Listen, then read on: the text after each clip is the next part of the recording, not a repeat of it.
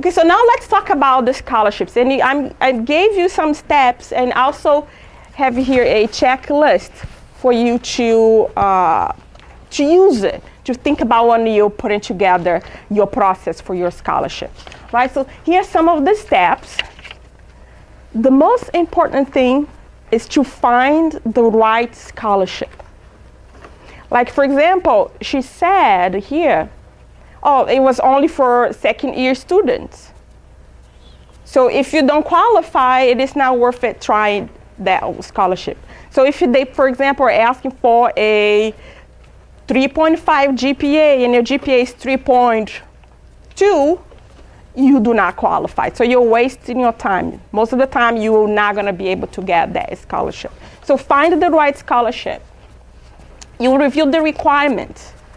And you want to do this as early as possible. You know why? Because you may not have the time to do everything you need. They are required. Everything that must be completed before the deadline.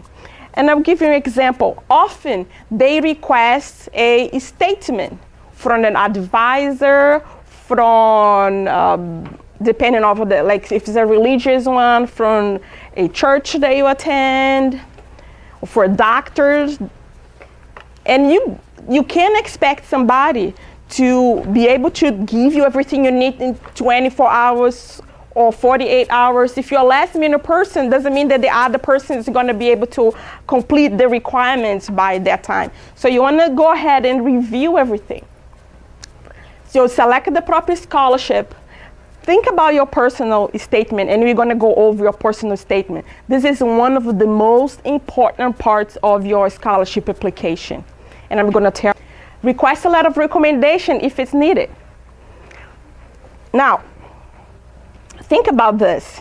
Imagine that you are a professor here, and I am going to ask you for a letter of recommendation, right? You had a D in that class. I had a D in that class. Are you willing to give me a letter of recommendation? Mm-hmm. Exactly. So be aware of where are you standing with that person in order to request a recommendation.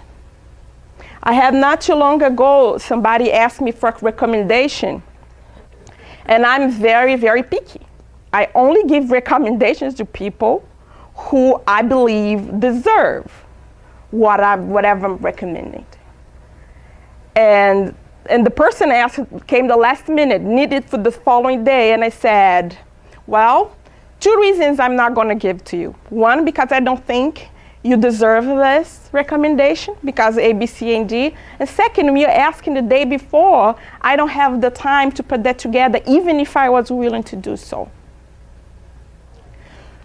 So how do I do this then? You make sure you have a relationship with this person.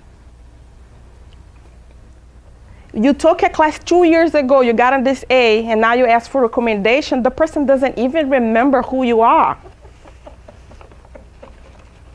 Do you think they're will be willing to give you a recommendation? Maybe they will, but it's gonna be, oh yeah, this student was in my class, he had an A. Create relationships with the faculty. Go to the office hours, ask questions. And this is going to be good not only for the scholarship, but also later when you need recommendations if you want to go to graduate school, if you're looking for a job and you need a recommendation.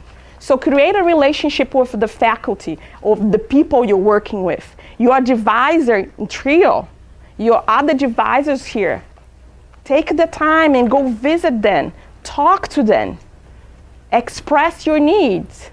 So when they're ready to write for you, they have something to write about. Because the worst thing that happens is somebody asks for a recommendation and you think, who's this person? What should I write about? Right? While I have students who are always around and talk about different things, when I need to write a recommendation, I know exactly what I can tell about that person. It's friendly, it's hard worker, and it's coming to tutoring, it's motivated. But if I haven't seen you forever in my life, it's going to be really hard for me to write a recommendation. And the same thing with your advisors and the faculty. Another thing too that often happen is that when you create a relationship with a faculty, even for your classes, if they are seeing that you're willing to work hard, they're going to give you a little push and they're going to help you. So it's very important to have a good relationship with them. So you're going to collect the documents. We'll review your personal statement. And I want you to notice here that I had several steps for the personal statement. So brainstorm, write, review, because this is very important. And then you submit the application and wait for the results.